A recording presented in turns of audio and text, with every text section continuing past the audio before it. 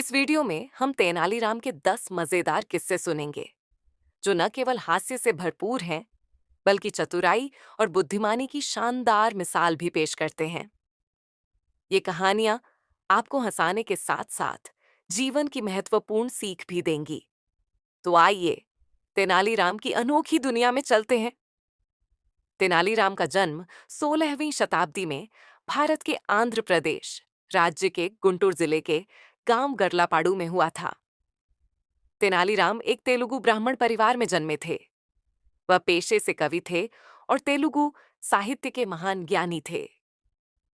अपने वाक चातुर्य के कारण वह काफी प्रख्यात थे और उन्हें विकट कवि के उपनाम से संबोधित किया जाता था। पहली कहानी, 7 जूते मारने वाली चमेली। चाननपुर गांव में चांद कुमारी नाम की एक रूपवती कन्या रहती थी। वह विवाह के योग्य हो गई थी, लेकिन अपनी मां के व्यवहार के कारण उसका विवाह नहीं हो पा रहा था। उसकी मां का नाम चमेली था, जो अपने पति माधो को रोज 7 जूते मारा करती थी। ये बात दूर दूर तक के लोगों को पता थी, इसलिए कोई भी चांद कुमारी को अपनी बहू नहीं बनाना चाहता था। वहीं दूसरी तरफ तेनालीराम की बुद्धिमत्ता के कारण दरबारियों के साथ साथ उसके कुछ रिश्तेदार भी उससे जलते थे। एक बार तेनालीराम घर पर आराम फरमा रहा था कि अचानक उसका एक दूर का रिश्तेदार चांद कुमारी का रिश्ता लेकर उसके घर पहुंच गया। वह भी तेनालीराम से जलने वालों में से एक था। वह तेनालीराम के पास जाकर बोला, मैं एक रिश्ता लेकर आया हूं, तुम अपने छोटे भाई का रिश्ता ले लो। वह ये नहीं जानता था कि तेनालीराम का कोई भाई नहीं है। फिर भी तेनालीराम ने लड़की के बारे में पूछा, आखिर लड़की कैसी है, उसके बारे में कुछ तो बताओ। वह बोला, लड़की का नाम चांद कुमारी है, वह बहुत ही सुंदर है। तेनालीराम ने भी उसकी मां को बारे में बहुत कुछ सुन रखा था, लेकिन फिर भी उसने रिश्ते के लिए हामी भर दी। अब वह रिश्तेदार चमेली के घर पहुंच गया और उसने ये खुशखबरी चमेली को सुनाई। चमेली ये खबर सुनकर बहुत खुश हो गई और उसने बहुत जल्दी शादी का मुहूर्त निकलवाकर उसे बता दिया। अब उसने मुहूर्त का समय तेनालीराम को जाकर बता दिया। तेनालीराम ने उसे खिला पिलाकर विदा किया। उसके जाने के बाद तेनालीराम सोचने लगा कि अब छोटा भाई कहाँ से लाया जाए। मेरा तो कोई छोटा भाई है ही नहीं। छोटे भाई की खोज में वह नगर की ओर चल पड़ा। वहां उसने एक परेशान नौजवान युवक को देखा। तेनालीराम ने उसके पास जाकर उसकी परेशानी का कारण पूछा, तो उसने सारी बात बता डाली। तेनालीराम ने उसे काम देने का वादा कर लिया, लेकिन उसके सामने एक शर्त रख दी। उसने तेनालीराम से शर्त के बारे में पूछा। तेनालीराम बोला, मैं जिससे कहूं तुम्हें उस लड़की से शादी करनी पड़ेगी। वह युवक तैयार हो गया। मुहूर्त के अनुसार उसका विवाह हो गया। चांद कुमारी को विदा करते समय उसकी मां ने उसे भी अपने पति को रोज जूते मारने की सलाह दी। चमेली बोली, बेटी, मैंने तेरे पिता को अपने वश में कर रखा है। अगर तू भी अपने पति को अपने वश में रखना चाहती है, तो तू अपने पति को 7 की जगह रोज 15 जूते मरना। चांद कुमारी ने अपनी मां की बातों पर हामी भर दी। चांद कुमारी ने ससुराल आकर देखा कि तेनालीराम और उसके पति का स्वभाव तो बहुत अक्खड़ है। वह उनसे डरकर रहने लगी, लेकिन वह फिर भी अपने पति को जैसे तैसे रोज 15 जूते मार ही देती थी। वही जब तेनालीराम ने माधो का टूटा बदन देखा, तो वह समझ गया कि यह जरूर सब उसकी पत्नी की वजह से ही ऐसा है। तब तेनालीराम ने माधो को 4-5 महीने अपने पास रखकर उसे मोटा तगड़ा कर दिया और फिर उसे अपने घर जाने को कहा।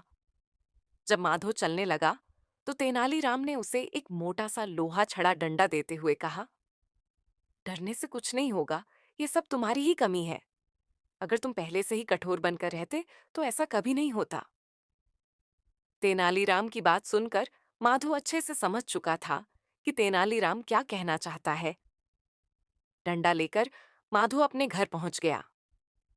माधो को घर देखकर चमेली बहुत खुश हो गई।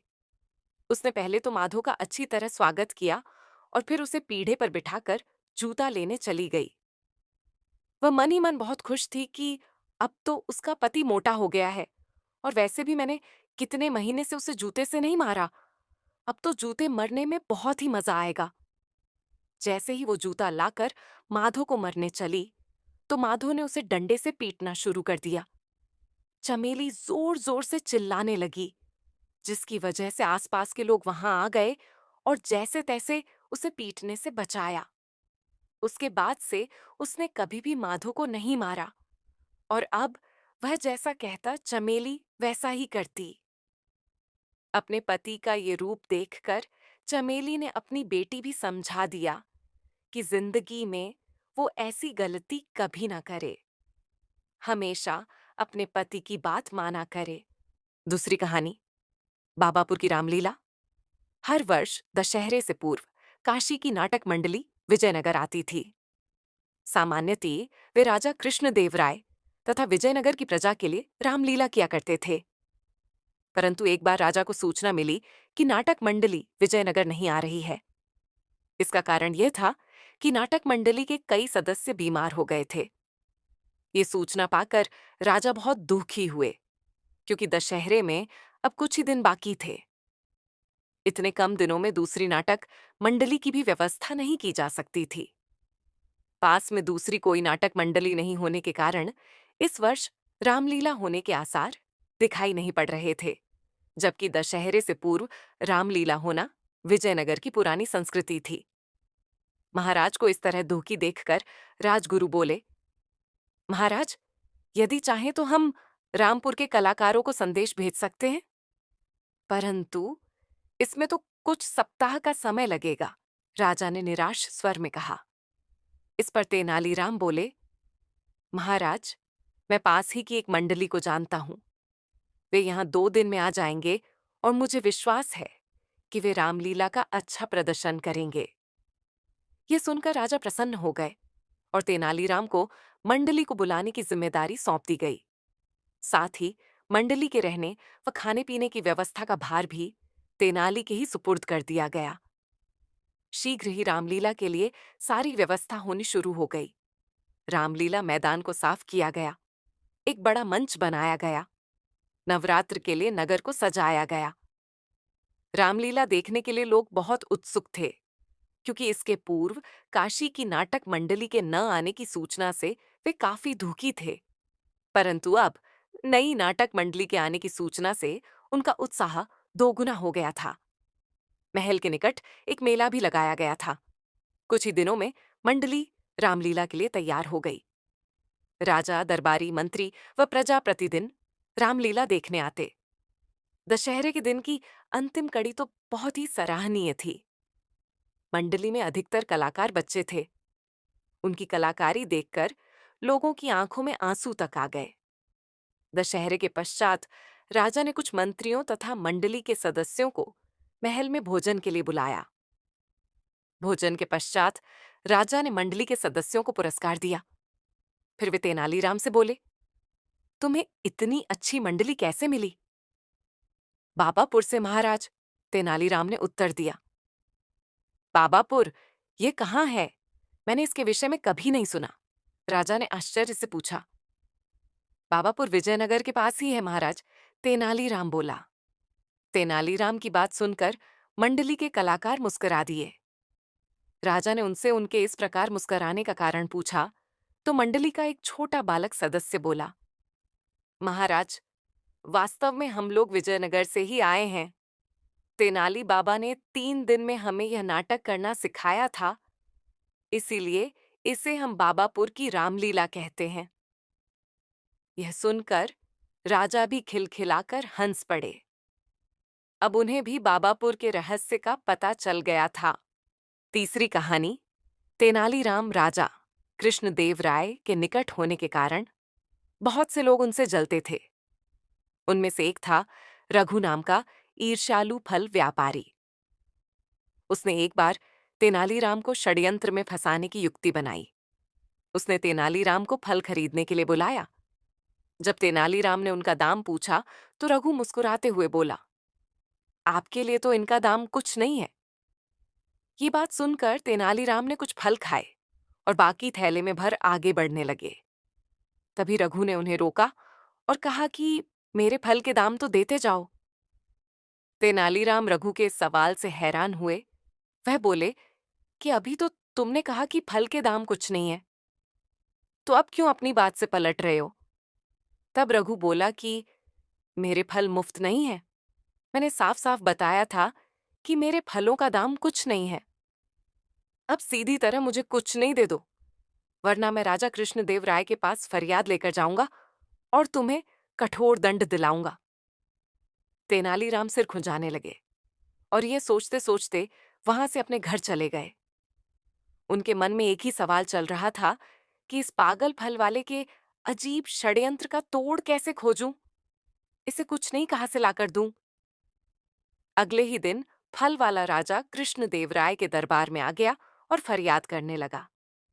वह बोला कि तेनाली ने मेरे फलों का दाम कुछ नहीं मुझे नहीं दिया है।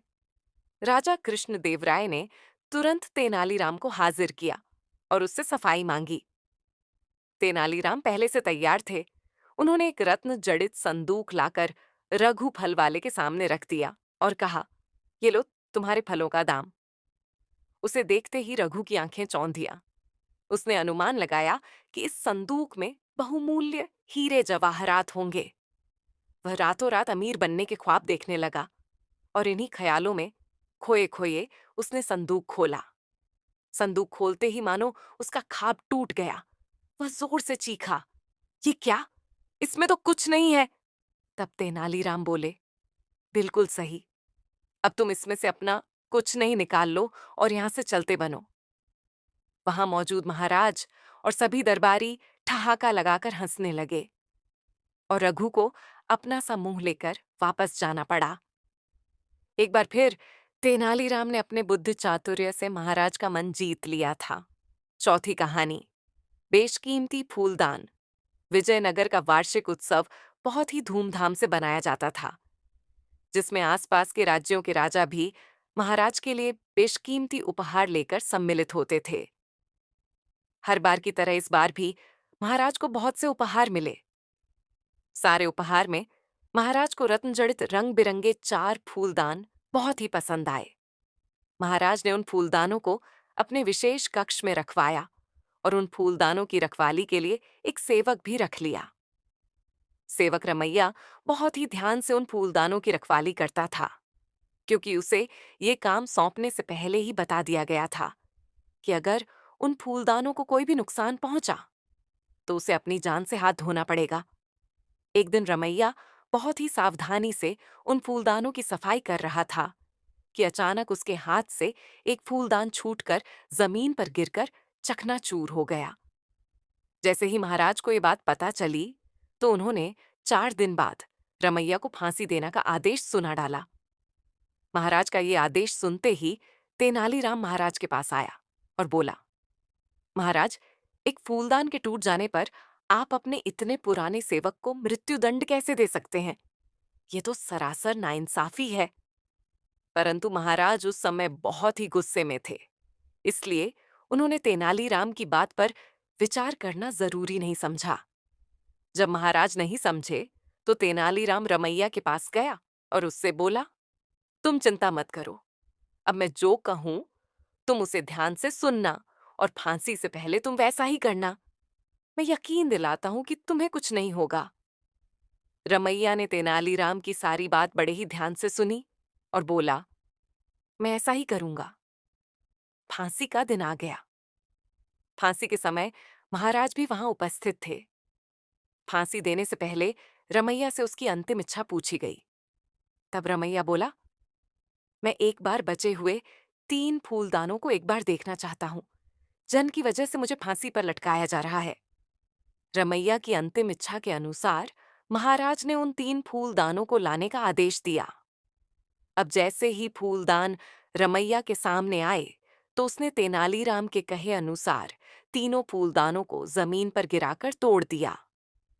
रमैया के फूलदान तोड़ते ही महाराज गुस्से से आग बबूला हो गए और चिल्लाकर बोले, ये तुमने क्या किया? आखिर तुमने इन्हें क्यों तोड़ डाला? रमैया बोला, महाराज, आज एक फूलदान टूटा है तो मुझे फांसी दी जा रही है। ऐसे ही जब ये तीनों भी टूटेंगे तो 3 और लोगों को मृत्युदंड दिया जाएगा। मैंने इन्हें तोड़कर 3 लोगों की जान बचा ली है, क्योंकि फूलदान इंसानों की जान से ज्यादा कीमती कुछ नहीं हो सकता। रमैया की बात सुनकर महाराज का गुस्सा शांत हो गया और उन्होंने रमैया को भी छोड़ दिया। फिर उन्होंने रमैया से पूछा, तुमने ये सब किसके कहने पर किया था? रमैया ने सब सच सच बता दिया। तब महाराज ने तेनालीराम को अपने पास बुलाया और बोले, आज तुमने एक निर्दोष की जान बचा ली और हमें भी यह बतला दिया कि गुस्से में लिए गए फैसले हमेशा गलत होते हैं। तेनालीराम, तुम्हारा बहुत बहुत शुक्रिया। 5वीं कहानी, मौत की सजा। बीजापुर के सुल्तान इस्माइल आदिल शाह को डर था कि राजा कृष्णदेव राय अपने प्रदेश रायचूर और मदकल को वापस लेने के लिए हम पर हमला करेंगे। उसने सुन रखा था कि वैसे राजा ने अपनी वीरता से कोड़ीवड़ु, कौंडपल्ली, उदयगिरि, श्रीरंगपत्तिनम, उमत्तूर और शिव समुद्रम को जीत लिया था। सुल्तान ने सोचा कि इन 2 नगरों को बचाने का एक ही उपाय है कि राजा कृष्णदेव राय की हत्या करवा दी जाए। उसने बड़े इनाम का लालच देकर तेनालीराम के पुराने सहपाठी और उसके मामा के संबंधी कनकराजू को इस काम के लिए राजी कर लिया। कनकराजू तेनालीराम के घर पहुंचा। तेनालीराम ने अपने मित्र का खुले दिल से स्वागत किया, उसकी खूब आवभगत की और अपने घर में उसे ठहराया। एक दिन जब तेनालीराम काम से कहीं बाहर गया हुआ था, कनकराजू ने राजा को तेनालीराम की तरफ से संदेश भेजा, आप इसी समय मेरे घर आएं तो आपको ऐसी अनोखी बात दिखाऊं जो आपने जीवन भर न देखी हो। राजा बिना किसी हथियार के तेनालीराम के घर पहुंचे। अचानक कनकराजू ने छुरे से उन पर वार कर दिया। इससे पहले कि छुरे का वार राजा को लगता, उन्होंने कसकर उसकी कलाई पकड़ ली। उसी समय राजा के अंगरक्षकों के सरदार ने कनकराजू को पकड़ लिया और वहीं उसे ढेर कर दिया। कानून के अनुसार राजा को मारने की कोशिश करने वाले को जो व्यक्ति आश्रय देता था, उसे मृत्युदंड दिया जाता था।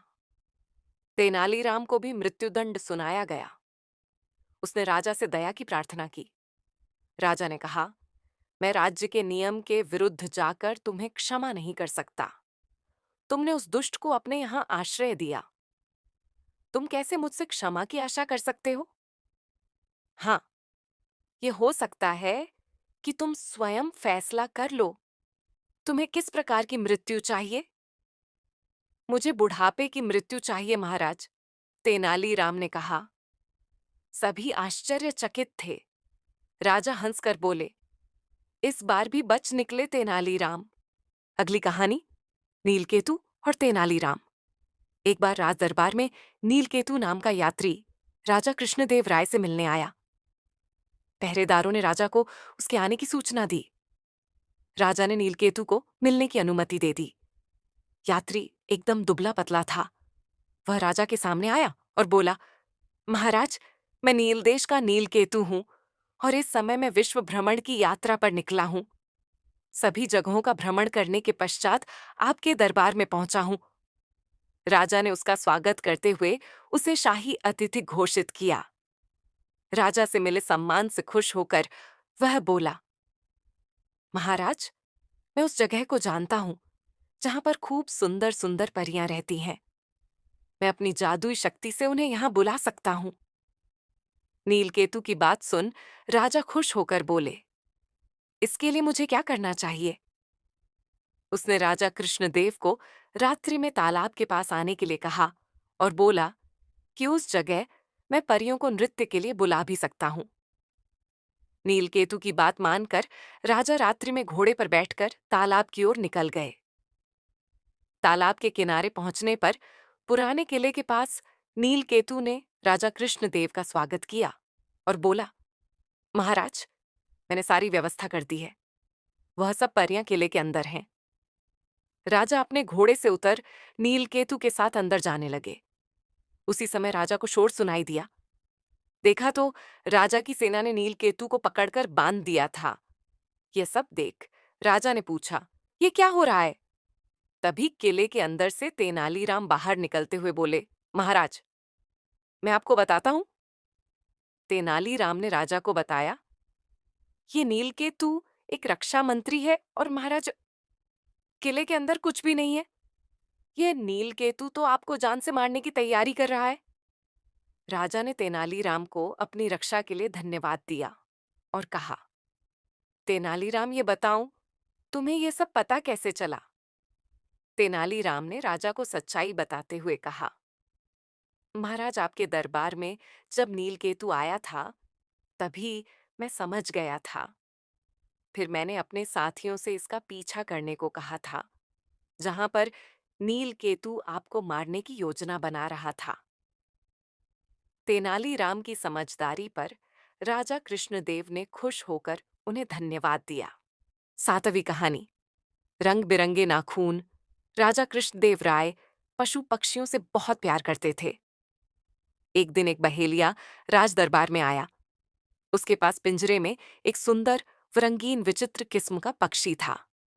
वह राजा से बोला, महाराज, इस सुंदर व विचित्र पक्षी को मैंने कल जंगल से पकड़ा है। ये बहुत मीठा गाता है तथा तोते के समान बोल भी सकता है। ये मोर के समान रंग बिरंगा ही नहीं है, बल्कि उसके समान नाच कर भी दिखा सकता है। मैं यहाँ ये पक्षी आपको बेचने के लिए आया हूं। राजा ने पक्षी को देखा और बोले, हाँ, देखने में ये पक्षी बहुत रंग बिरंगा और विचित्र है। तुम्हें इसके लिए उपयुक्त मूल्य दिया जाएगा। राजा ने बहेलिये को 50 स्वर्ण मुद्राएं दी और उस पक्षी को अपने महल के बगीचे में रखवाने का आदेश दिया। तभी तेनालीराम अपने स्थान से उठा और बोला, महाराज, मुझे नहीं लगता कि यह पक्षी बरसात में मोर के समान नृत्य कर सकता है, बल्कि मुझे तो लगता है कि यह पक्षी कई वर्षों से नहाया भी नहीं है। तेनालीराम की बात सुनकर बहेलिया डर गया और दुखी स्वर में राजा से बोला, महाराज, मैं एक निर्धन बहेलिया हूं। पक्षियों को पकड़ना और बेचना ही मेरी आजीविका है। अतः मैं समझता हूं कि पक्षियों के बारे में मेरी जानकारी पर बिना किसी प्रमाण के आरोप लगाना अनुचित है। यदि मैं निर्धन हूं, तो क्या तेनाली जी को मुझे झूठा कहने का अधिकार मिल गया है? बहेलिये की यह बात सुन महाराज भी तेनालीराम से अप्रसन्न होते हुए बोले, तेनालीराम, तुम्हें ऐसा कहना शोभा नहीं देता। क्या तुम अपनी बात सिद्ध कर सकते हो? मैं अपनी बात सिद्ध करना चाहता हूं, महाराज। यह कहते हुए तेनालीराम ने एक गिलास पानी पक्षी के पिंजरे में गिरा दिया। पक्षी गीला हो गया और सभी दरबारी पक्षी को आश्चर्य से देखने लगे। पक्षी पर गिरा पानी रंगीन हो गया और उसका रंग हल्का भूरा हो गया। राजा तेनालीराम को आश्चर्य से देखने लगे।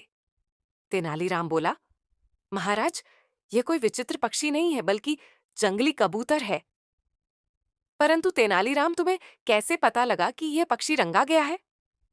महाराज, बहेलिये के रंगीन नाखूनों से। पक्षी पर लगे रंग तथा उसके नाखूनों का रंग एक समान है। अपनी पोल खुलते देख बहेलिया भागने का प्रयास करने लगा, परंतु सैनिकों ने उसे पकड़ लिया। राजा ने उसे धोखा देने के अपराध में जेल में डाल दिया और उसे दिया गया पुरस्कार, अर्थात 50 स्वर्ण मुद्राएं तेनालीराम को दे दिया गया। 8वीं कहानी, कौवों की गिनती। महाराज कृष्णदेव राय को तेनालीराम से बेढंगे सवाल पूछने में बड़ा ही आनंद आता था। वे हमेशा ऐसे सवाल पूछते जिसका जवाब देना हर किसी को नामुमकिन सा लगता, लेकिन तेनालीराम भी हार मानने वाला नहीं था। वो भी महाराज को ऐसा जवाब देता कि उन्हें कुछ समझ ही आता कि वो आगे क्या पूछे। एक बार महाराज ने तेनालीराम से पूछा, क्या तुम अपने राज्य के कौवों की संख्या बता सकते हो? तेनालीराम ने कहा, जी महाराज, बिल्कुल बता सकता हूं। कौवों की बिल्कुल सही संख्या बतानी है, ये नहीं कि अंदाजा लगाकर कुछ भी बता दो। जी महाराज, मैं कौवों की बिल्कुल सही संख्या ही बताऊंगा, आप विश्वास रखें, तेनालीराम ने कहा। महाराज बोले, अगर तुमने गलत जवाब दिया तो तुम्हें मृत्युदंड दिया जाएगा। तेनालीराम ने साहस के साथ कहा, महाराज, मुझे आपका हुक्म स्वीकार है। तेनालीराम के विरोधी मन ही मन खुश होने लगे। उन्होंने सोचा कि आज तो तेनालीराम बुरी तरह फंस चुका है। भला कौवों की गिनती कैसे की जा सकती है? तभी महाराज ने तेनालीराम से अपने सवाल का उत्तर मांगा। तेनालीराम बोला, महाराज, हमारे राज्य में 1,20,550 कौवे हैं।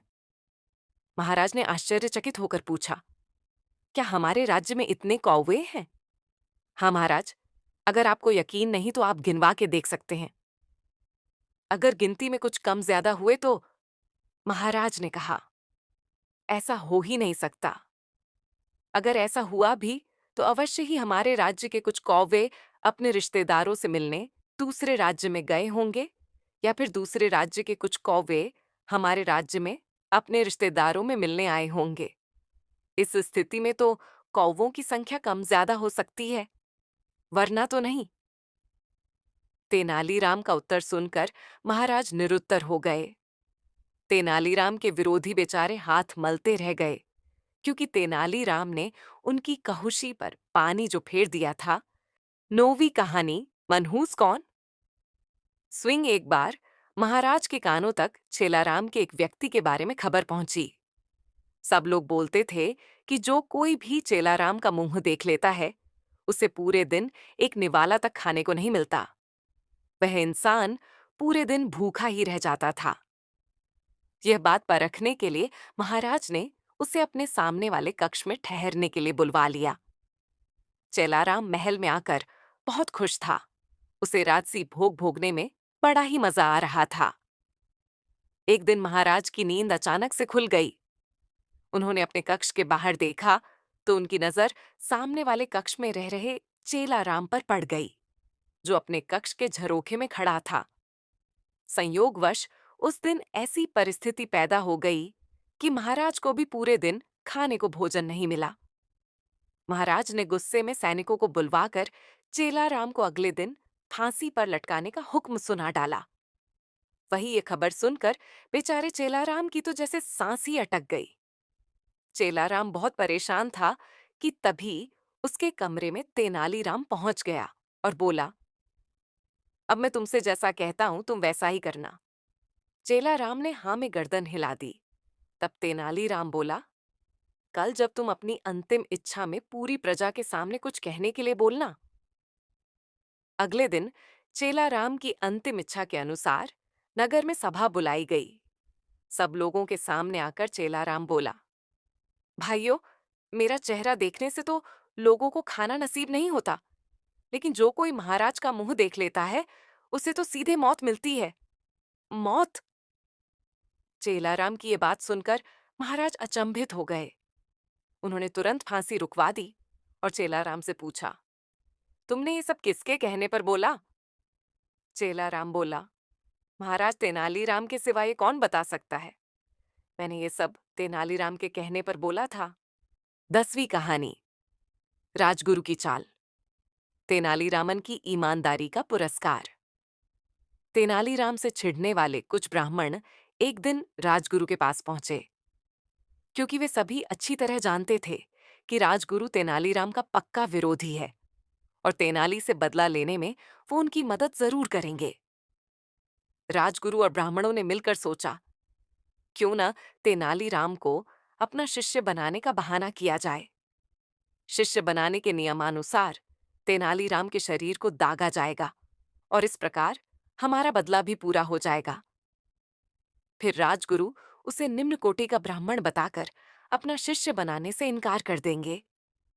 अगले ही दिन राजगुरु ने तेनालीराम को अपना शिष्य बनाने की बात बताने के लिए उसे अपने घर बुलवाया। चतुर तेनालीराम राजगुरु की बात सुनकर तुरंत समझ गया कि दाल में जरूर कुछ काला है। आप मुझे अपना शिष्य कब बनाएंगे? तेनालीरामन ने कुछ इस अंदाज में पूछा कि राजगुरु को उस पर बिल्कुल भी शक न हो। इस मंगलवार को मैं तुम्हें अपना शिष्य बनाऊंगा। उस दिन तुम स्नान करके मेरे द्वारा दिए गए नए वस्त्र धारण करके मेरे पास आ जाना। उसके बाद तुम्हें 100 स्वर्ण मुद्राएं भी दी जाएंगी। उसके बाद विधिवत तरीके से मैं तुम्हें अपना शिष्य स्वीकार कर लूंगा। राजगुरु ने कहा, ठीक है, मैं उस दिन आपके घर आ जाऊंगा। इतना कहकर तेनालीराम अपने घर चला गया। घर पहुंचकर उसने यही सब बातें अपनी पत्नी को बता दी। तब उसकी पत्नी बोली, आपको राजगुरु की ये बातें नहीं माननी चाहिए थी, क्योंकि राजगुरु बिना किसी मतलब के कभी कुछ नहीं करता। इसमें उसकी जरूर कोई न कोई चाल होगी। तेनालीराम, राजगुरु को तो मैं देख लूंगा। अगर वो शेर है तो मैं सवा शेर हूं।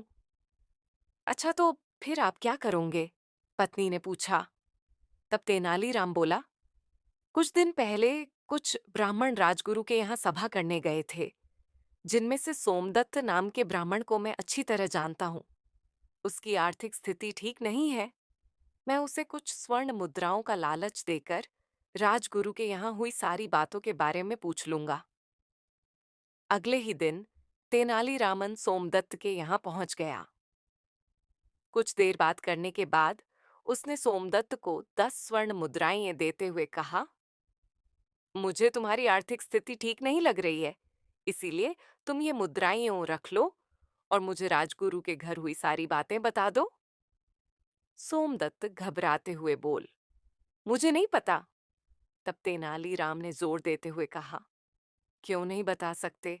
आखिर तुम भी तो उस सभा में उपस्थित थे। मैं किसी को कानो कान खबर तक नहीं होने दूंगा कि तुमने मुझे कुछ बताया है। तेनालीराम ने भरोसा दिलाया। तब जाकर सोमदत्त ने स्वर्ण मुद्राएं लेते हुए तेनालीराम को सभा में हुई सारी बातों से अवगत करा दिया। समय बीता और मंगलवार का दिन आ गया। तेनालीराम सुबह जल्दी उठकर स्नान करके राजगुरु के घर की ओर चल दिया। राजगुरु के घर पहुंचने पर उसने राजगुरु द्वारा दिए गए सुंदर वस्त्र धारण कर लिए। इसके बाद राजगुरु ने उसे 100 स्वर्ण मुद्राएं देकर बैठने के लिए कहा, क्योंकि नियम के अनुसार अब तेनालीराम को शंख और लौह चक्र से दागा जाना था, इसलिए उन्हें आग में तपाया जा रहा था। जैसे ही वे पूरी तरह तप गए, तभी तेनालीराम 50 स्वर्ण मुद्राएं इन्हें राजगुरु की ओर फेंकते हुए बोला, आधी ही बहुत है, आधी आप वापस रख लीजिए। इतना कहकर तेनाली वहां से भाग गया। अब राजगुरु और ब्राह्मण भी तपे हुए शंख और लौह चक्र लेकर तेनालीरामन के पीछे पीछे दौड़ने लगे। ये नजारा देखने के लिए रास्ते में काफी भीड़ इकट्ठी हो चुकी थी। तेनालीराम भागते भागते महाराज के पास पहुंच गया और बोला, महाराज, न्याय करें। दरअसल मुझे राजगुरु का शिष्य बनाया जा रहा था कि मुझे अचानक याद आया कि मैं उनका शिष्य नहीं बन सकता, क्योंकि मैं तो निम्न कोटि का ब्राह्मण हूं। वैदिकी ब्राह्मण ही राजगुरु का शिष्य बन सकता है। इसीलिए आधी विधि होने के कारण मैंने 50 स्वर्ण मुद्राएं रख ली और 50 स्वर्ण मुद्राएं राजगुरु को वापस दे दी। फिर भी वे मुझे दगवाने के लिए मेरे पीछे आ रहे हैं। अब राजगुरु और सभी ब्राह्मण भी वहां आ पहुंचे, तो महाराज के पूछने पर राजगुरु को स्वीकारना पड़ा कि तेनालीराम उनका शिष्य नहीं बन सकता। राजगुरु ने असली बात छिपाते हुए महाराज से क्षमा मांगते हुए बोले, मैं ये भूल गया था कि तेनालीराम निम्न कोटि का ब्राह्मण है। तभी महाराज बोले, तेनालीराम की ईमानदारी के लिए तो उसे इनाम मिलना चाहिए। इतना कहते ही महाराज ने तेनालीराम को 1000 स्वर्ण मुद्राएं इनाम के तौर पर दे दी। बेचारे राजगुरु और ब्राह्मणों की बदला लेने की योजना तो धरी की धरी रह गई। अगर आपको ये कहानी पसंद आई तो मुझे कमेंट करके बताइए। मैं और भी कहानियां इस चैनल पर अपलोड करूंगी। और अपने उन दोस्तों के साथ ये कहानी शेयर करिए जिनको ऐसी कहानियां सुनना पसंद हो। इस चैनल को सब्सक्राइब करना ना भूले। धन्यवाद।